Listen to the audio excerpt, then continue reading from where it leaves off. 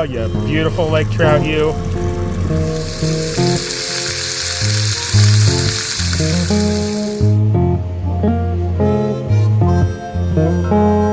I took my saw in and got it.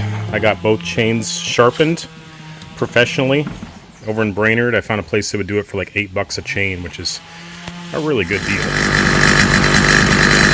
Alright guys, I'm going to explain this to you real quick. So this trailer, I should have replaced it a long time ago. I've just been kind of hoping for a good deal on a really good one.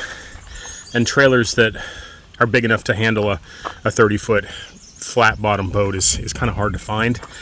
So I've just been making do with this one ever since I've bought the barge, which is like, I don't know, 4 or 5 years ago now, I think. And as you can see, it doesn't have a crank, what would you call it, a crank post, I guess, like most boat trailers have. And so it's really hard when you're pulling it out of the water to keep it from sliding back on the bunks. And so what ends up happening is it sits too far back on the trailer by the time you get out. I mean, it's always kind of, it depends on the ramp, and it's just a real pain, whether you're doing it by yourself or you got help or whatever. So this time, unfortunately, it's sitting too far back on the trailer. And Nancy was helping me last fall, and we tried it like 3 times, and this was like the best we could get it. And so I just kind of inched it back here to where it's parked now. But I'm kind of paying the price this year because I have to get it launched again. And since there's so little tongue weight, it wants to pull off the hitch. And so what I'm doing, it's a long way of saying I am piling a bunch of weight on the front of the trailer to make sure it doesn't pop off the hitch when I launch it. And that's what these logs are for. Now this is the trailer that came with the green boat that I got from Chris on the Shallow Lady. I found a home for the green boat, a young man with a family who is going to fix it. He's good at that kind of stuff. And what I need to do to this trailer is build up some bunks that go into these troughs that will go above the fenders. So that's what I've been kind of playing around with in my free time. So if you guys are anything like me, you always have this one project that you're avoiding. And in my case, it works because it gets everything else done. I just do all the little stuff I know how to do, and I'm always avoiding this one thing, but it causes a lot of anxiety. And I have been putting off doing the timing belt on the workhorse, on the Yamaha, on the barge, and it just has to get done now, before we head to Shanty Boat Cove, and before we get back on the loop, and before we spend the summer on the boat. If I didn't do it, it would be a different kind of anxiety and worry. So the problem is I've never done one. I've watched a great video about it. That's going to help, and I'm just going to take it one step at a time, but it always makes me a little nervous when I do something this involved for the first time. So I'll just turn the phone around. Let's see how this goes together. Stay tuned. All right, pulled the hood off. I cleaned the back deck so I'm not tripping over anything. So to get started, we have to get this plastic cover off. All right, that was easy. There's just some little rubber nubs on the corners. This is what we're ultimately getting to. Now, it's not in terrible condition, but it is kind of loose, and that concerns me. So I'm just following the step-by-step instructions of a video that I'm going to link in the description if you're interested. It just happens to be almost the exact motor. It's a Yamaha 60. It's probably not a high thrust, but I don't think in the power head area that there's a difference.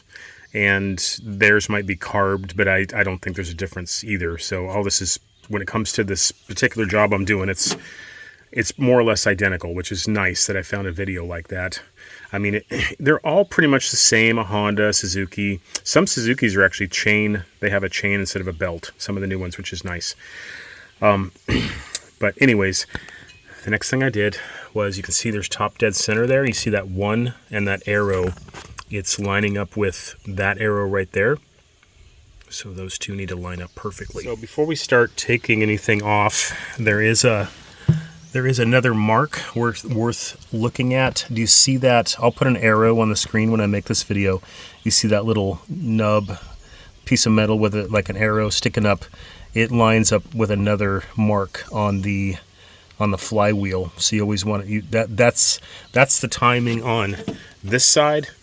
and then the one I showed you is the timing on this side, and those two have to stay in alignment. Okay, 30 millimeter for that nut right there. That's the first time I've ever used one of these, and I think I'm using it right. You got to put these down in the holes to kind of grab onto the flywheel, and then I'm going to use a torque that goes down through here. So I put some better washers, bigger washers on these, because the ones that came with the kit were kind of small, and they were like trying to suck through the grooves here, so we'll see if this works. Okay, so I used the impact and I broke it loose. Now I'm going to take this off and try to make sure nothing gets misaligned here. So there's 3 8mm bolts we're taking off to pull the stator off. Okay, so this is interesting. Instead of screws that I would have to use that impact screwdriver, it looks like, maybe because mine's a year or two newer than the one in the video, they used regular bolts. Looks like 10mm. Okay, so this is interesting. So I took the bracket off, I set the stator and the bracket off to the side, just kind of sitting on the starter here, and the video that I'm watching with a very similar motor has a tensioner, and this does not have a tensioner. I'm not seeing, are you seeing any tensioner? There's no tensioner on this model. I'm going to Google this and kind of make sure I'm not missing something, but usually the tensioner, when you relax it, will allow you to get the belt off. And I was looking at this and I'm like, well, how am I going to get the belt off? But I think what I'll have to do is I'll just have to pry it off of here and then, you know, and put it on that direction without a tensioner. But that's interesting. I'm going to Google this for a second. All right, well, bad news.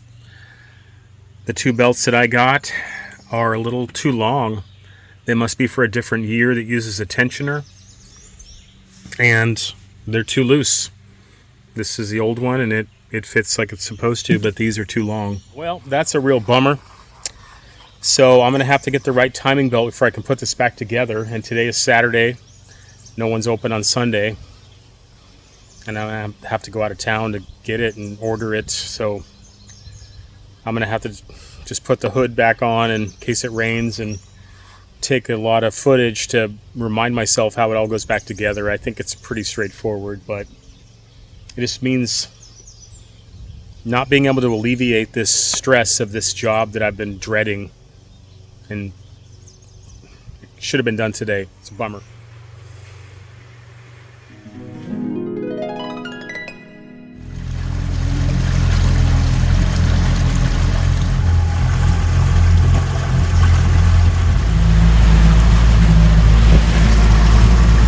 Well, howdy guys and gals. I'm trying to put together a little bonus video for you for this week.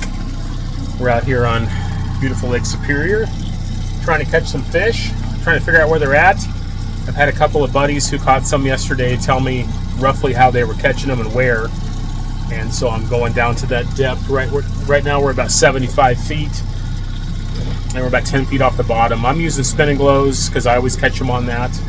Well, one of them has a spoon on it, so we'll see. I'm going to give it some time here. I mean, I should be working on the barge to get it ready to go to Shanty Boat Cove, but I'm taking a couple hours to try to get some fish in the freezer in the ice cove. So we'll see what happens here. Hopefully, guys, by the end of this video, I'll have some fish to show you. So stay tuned.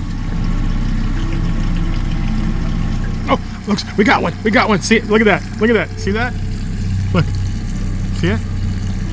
Now let's see if I can pull it in. I was just filming when it hit. Hold on a second, guys. All right. We got one in the boat. I almost lost him. Here, let me tell you a story real quick. A couple nights ago, we were out here, Wavey and I, and I got one right up to the boat, and I had my small net on board, and I couldn't get it in the net. And I got to the point where I just brought it up right alongside the boat, and I was trying to get my fingers in its gills and lift it over, and the hook finally came out. I had my hand right around its gills and everything, and it slipped out of my hands because they're pretty slippery, and he just swam away. I actually got to touch him. About a 5-pounder, so heartbreaking. But this one we got in the boat, but I almost missed him too because the hook snagged up on the transducer cord, and he came off, but I got the net underneath him. I got a bigger net now, so this one didn't get away. So fish is back on the menu. Let's keep going. All right, guys, I'm sitting here talking to Wayne on the phone. He just put his video up on his shanty boat build, and I'm looking at this line, and I can see it starting to. I don't know if you can see that. Looks like there it goes. I'm gonna try to pull him in. Stay tuned. So that fish that was on was a little 2-pounder or so, and I tried to lift him over the back of the transom without a net, and he came off because I pulled the hook out of his mouth probably. So stupid. I have lost more fish right up at the boat this year so far than I have gotten in the boat. It's very frustrating. I'm not very good with a net, but I'll just keep practicing. What else can I do?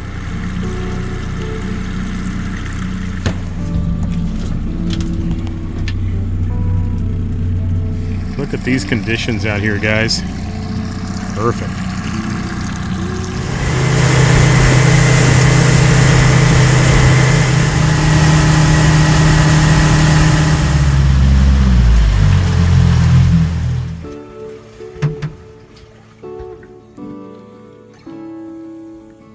I went through the extra trouble to get a little more meat off of this guy because it's the only one we were able to land today. So, oh, this is going to be good.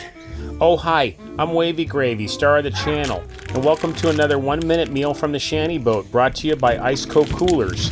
You can see that Brenton cut up the lake trout fillet, and he's putting some on the freezer side for later, and then he puts some over on the refrigerator side for like the next day. And well, Brenton's eating chocolate again. And anyways, we're going to make some for dinner tonight. Man, when you catch a nice lake trout, you got plenty to eat. And that's our local pickle place. And always cutting up some potato, and he's eating chocolate again. And so anyways, like potatoes, we live in the Midwest, so it's a lot of meat and potato stuff. And this time it's lake trout. And use a little bit of oil to try to stay away from seed oils and try to use a quality. Oh, that's just me waiting for the Beagle pre-wash. Anyways, so once it kind of just marinates in its own sauces, and you got to put one of the more butter on there, and then you just make a little plate, and it's all brought to you by Ice Cold Coolers. So we've got a 12% discount code in the description, Wavy, so check it out. Thanks.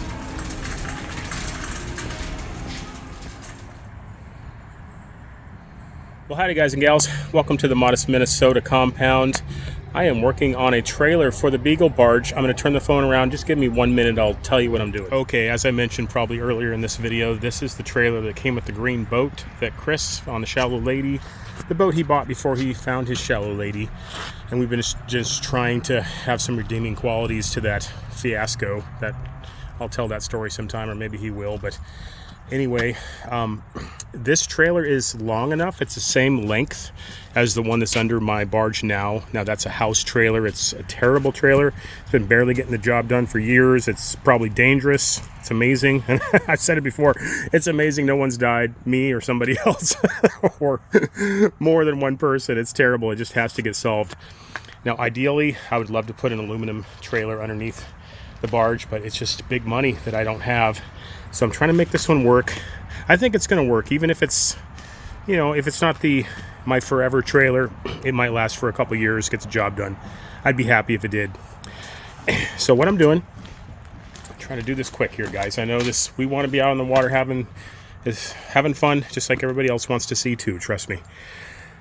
So I'm using 2x6 treated. Now, someone did tell me on the shallow drafters that I shouldn't have went with treated. It can negatively react to the aluminum on the hull. That's bad news, but it's too late now. I've already invested and already started doing it. So I've seen some counter information. We'll just see how it goes. It's honestly probably the least thing that I'm worried about compared to a lot of other stuff. So yeah, 2x6 treated. And how this worked is these troughs are more or less 5 inches. And so it kind of came out that they fit. 3 of them upright fit pretty good in these. And then I topped them with another one to give the lift or the height to get over the fenders. I think it's actually going to be a really good height right there. It's about 2 inches. I had a local machine shop, metal shop, make me a bunch of these brackets. they're overkill, and I got way too many. I got 60 of them. I'm probably only going to need about 15 or 20 of them, but that's okay. Maybe we'll use them for something else some other time, the next trailer build. And I'm bolting them through. You can see I'm going through the bunk itself, and then you can see down there it goes through the frame. It's only going to be on one side. One reason why I got so many is because I was thinking I was going to do the other side too, but you can see the lip on these troughs are just not thick enough really to put a bolt through. So, and it also probably split the wood. So I got another idea for that, but honestly, I think I'm just overkilling this, and I think these brackets on one side will be fine. I put them every couple feet. I couldn't put any behind the axles, but then I started them right in front of the axles. You can see I'm putting them all the way up to the front. Now, let's see, what else can I tell you? I put this trailer came with 14-inch rims, and I bumped up to 15s. For one thing, they're easier to find, and I just think even an inch might make a difference. Bigger the better. They are trailer tires. They're only 8-ply. I wish they were 10 or more, but working with what I got. So, yeah, this is gonna be the trailer for the barge. Hopefully I'm gonna get this done in the next couple days. I was thinking about, holding off on this video until I got it completely done, but I can see now, after I've got one bunk pretty much dialed in, there's no reason why the other one won't go in. Now, I guess one last thing I might mention, if you have any thoughts on this, please comment below. I got enough wood to put a bunk in the middle, but I'm not sure if I would even need it. It's not like it's going to hurt the barge hull to have that spans across, and it would save some weight too, probably a couple 100 pounds at least. This treated lumber is pretty heavy. So what's your thoughts on that? I mean, I certainly have enough wood. You can see in the back of the truck back there. So, and I think by the time I'm done with this, I was thinking I'd come in at about $1,000, but it's looking more like maybe $1,200-1,300. Most of that being those rims and tires, which are brand new. I got them from Harbor Freight. I could have shaved up a couple $100 by, if I already had 15-inch rims, I could have got some tires put on them. But I went ahead and just got tires and rims because I wanted to bump up to 15, like I said. So yeah, guys, that's what we're doing. And if all goes well, the barge will go on this, and then we're going to be heading to Shanty Boat Cove and on beautiful Lake Michigan for a couple months, the whole months of July and August at least. And of course, we're going to be back on the loop, which I am ecstatic for, and I know a lot of people are looking forward to that too. So yeah, guys, thanks for hanging with us here on the kind of boring stuff, the build up to a lot of stuff, but this is kind of how it goes in the real world when you don't have a lot of money. You just gotta, it'd be nice to go out and get myself the proper trailer, but honestly, aluminum trailers that can handle a 30-foot boat, and especially a flat bottom boat, starts to get in. Used $5,000-6,000, new 10, you could spend 10,000 easy. So okay, guys, I will see you soon. Thanks for watching.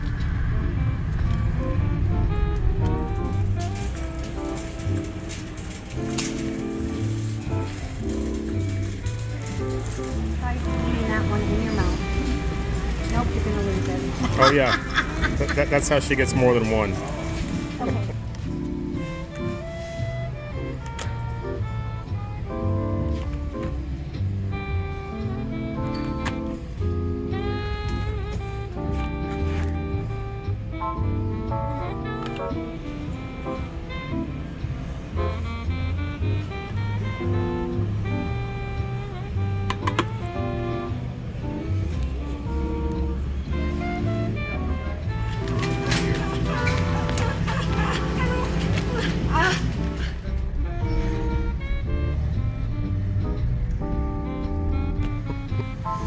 You got another treat.